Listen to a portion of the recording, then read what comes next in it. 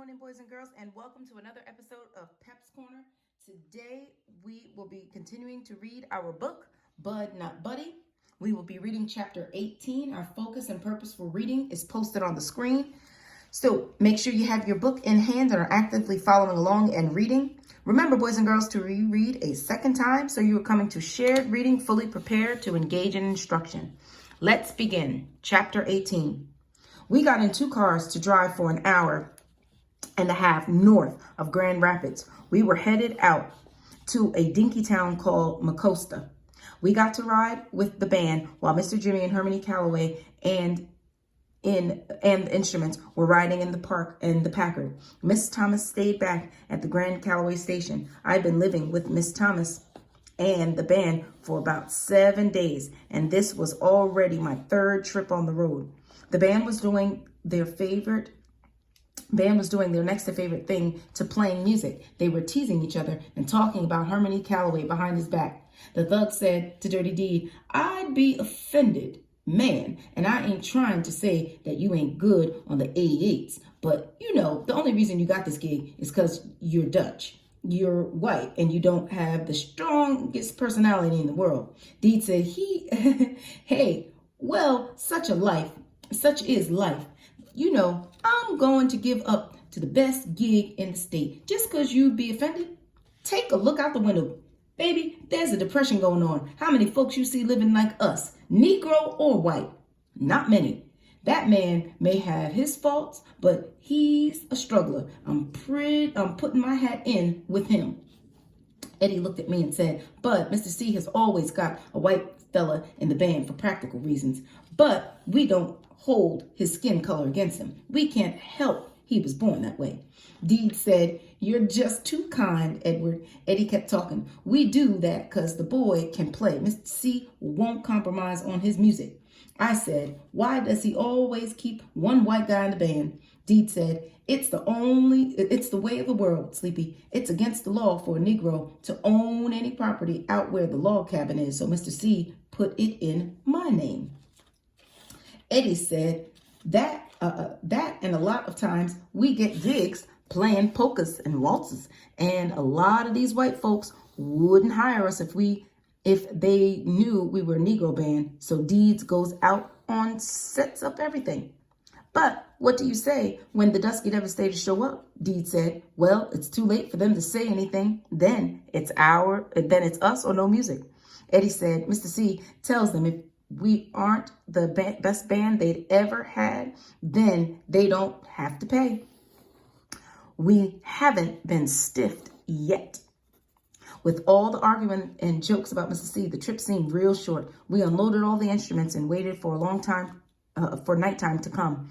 I'd heard the band play and practice 1,000 times and still to just about sit on my hands when they were finished, so I wouldn't bust out clapping. We finished our set at a little place called the Laughing Jack Place, and I got to sleep right on stage to guard the instruments. The next morning, I was packing everything into the cases when I got some real bad news. Hermione Calloway told Mr. Jimmy, "I must stay and catch up with Eugene. You head back with the boys. The man who owned the club, Mr. Eugene Miller, used to be one of Mr. C's bands." Mr. Jimmy said, "Bud, take your time loading everything into the Packard, and you can ride back with Herman." Uh-oh. Me and Mr. C looked at each other like this wasn't a good idea. He said, "Whatever," and walked back to the club's office. Shucks, a whole hour and a half trapped in the car with him. I loaded all the instruments into the Packard, sat on a big rock, and took out my recorder to practice. I could hear Mr. C and Mr. Miller talking and laughing for the longest time. At last, Mr. Herman E. Calloway came out and walked over to the side of the building and started nudging things around with the toe of his shoe. I walked over to watch what he was doing. When I got next to him, I could see that it was just rocks he was pushing around. Finally, he grunted a couple of times and started to bend over, but his big belly got in the way and wouldn't let his arms reach the ground. After a bunch more grunts, he said, "Make yourself useful, boy, and hand me this one." "This what, sir?" "This stone, this one." Right at Mr. C's shiny brown shoe was a little roundish rock. I bent over to pick it up, blew some dirt off it, and turned it over a couple of times in my hand to try to see why Mr. C thought it was so special. The only thing I could tell was that he picked up a perfect throwing rock, the exact same kind of rock I'd use if I was about to choke someone in the head. I dropped it into his hand. He didn't look at it or anything. He just stuck it in his pocket, and I heard it bang against some silver dollars. I kept my nose out of his business for as long as I could. Then he had to say, Mr. C, wasn't that just the rock? Sure was. He started walking back to the Packard. I followed. There were a million ways to ask what I wanted to know, and I chose the worst one when I said, what in Sam Hill are you doing with that doggone rock? It sounded a lot meaner than I wanted it to, but I really surprised that Mr. C want that old rock. He climbed in on one of the sides of the Packard, and I climbed in on the other. After he stuck the key in the dashboard, he said, bad habit. Then he leaned over toward me and opened the glove box of the car. There weren't any gloves or maps or papers in the box, just a bunch of perfect throwing rocks. They all had looked like they had writing on them. I reached in and took one of the rocks out, opened out. Written on the back was Idlewild M 5.2.36. I took another one and it said Preston N 6.4.36. These were just like my rocks. I took one more and it said Chicago Ill 3.19.32. I looked over to Mr. C and said, I've got some of these, sir. He said, really? I've got some too. He looked at me, shifted his pipe away from the talking side of his mouth and said, Bud, I know you're not the sharpest knife in the drawer, and I hate to be the bearer of bad tidings, but those are found all over the world. In fact, they're about as common as rocks. I almost didn't answer him, but since I didn't want to look stupid, I said, yes, sir, but mine have writing and numbers on them too. He said, We kept driving. Finally, I said to him, you don't believe me. I'll show you.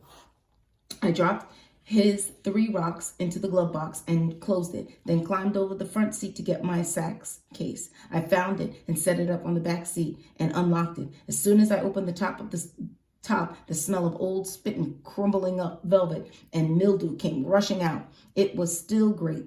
I lifted the little door that covered my rocks and took 2 of them out. I climbed back over the front seat, but kept the rocks covered in my hand. If I was going to see these, he was going to have to ask first. I crossed my arms across my chest and waited. It's a good thing that I've got lots of patience, because I waited a long time. When we finally got back to Grand Calloway Station, Mr. Jimmy helped us unload the car. Finally, I decided that Mr. C had waited long enough. I stuck my rocks in his face and said, see, I told you I had some rocks like those. Only difference is mine say Flint M.8.11.11 and Gary N.6.13.12. He said, where did you find these? Didn't I tell you not to do any rummaging around in that room you've been sleeping in? He reached for the rocks. I don't know why, but I let him take them. He was the first person other than Bugs that I let ever touch the rocks Mom gave to me. Mr. C turned the rocks over and over in his hands and said, well, where'd you get these? I could tell you by the way Harmony Calloway was holding my rocks that he didn't plan on giving them back to me anytime soon. I kept watching his hand, waiting for a chance to snatch my rocks back out of there and get out of there. I couldn't get my hands back on my rocks. I knew I could outrun Mr. C, even though he was a lot stronger and his legs were a lot longer than mine. Harmony Calloway said, answer me, where did you get these from? Mr. C sounded meaner than ever before. Mr. Jimmy heard him and put down the box he was carrying and walked over to us real quick. Harmony Calloway had the rocks squeezed tight in his right hand fist and had his left fist balled up like he was ready to fight.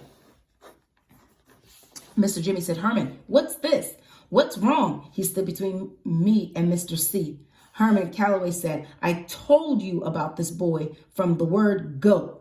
He's been snooping through things in the house that he's got no business in. He stole these. I said, no, sir, I did not. Mr. C said, then where did you get them? I'm not going to ask you again. He unsqueezed the rocks in his hand. I was surprised they hadn't turned into diamonds or dust the way he had been holding them so tight. Mr. Jimmy took my 2 rocks from him. He looked at the writing and said, Flint, Michigan, August 8th, 1911, and Gary, Indiana, July 13th, 1912. That's more than 25 years ago. He squatted down and looked right at me and said, son, where did you find these? Just tell the truth. I kept one eye on Mr. C. He still looked like he was getting ready to jump the funny on me. I said, Mr. Jimmy, I didn't find them or steal them from nowhere. These have always been mine. I got them from my mama, and that's the swear before God truth. Now, could I please have my rocks back, sir? I stuck out my hand. Both Mr. Jimmy and Hermione Calloway said, your mama? Yes, sir. I kept my hand out. Mr. Jimmy said, Bud, where did your mother get these? I said, I don't know, sir. She always had them. Mr. Jimmy and Hermione Calloway were looking at me with that can't decide which hand to smack you with look. When Mr. Jimmy said, Bud, what did you say your mama's name was? No one ever asked me, sir. Herman E. Calloway was still hot. You know, you throw a lot of sirs around, but you've still got a real strong, real smart mouth, disrespectful streak in you, boy. Now, answer the question or I screamed at him. Angela, sir. I was so mad that I hadn't meant to say sir, but it came out anyway. Her name is Angela Janet Caldwell. Mr. Jimmy said, Lord have mercy.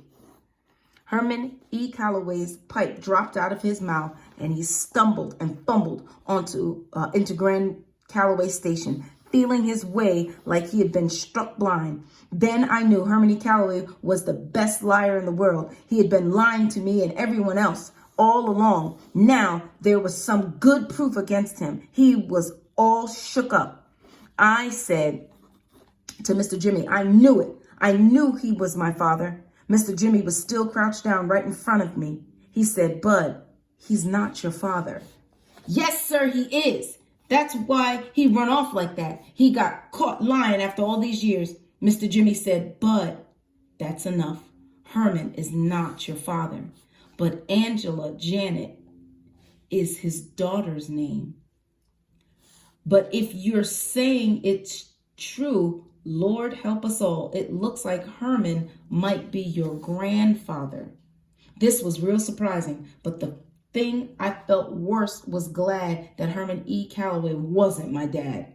Shucks, who'd want a daddy that on top of being so old and so doggone mean had such a big belly? Not me.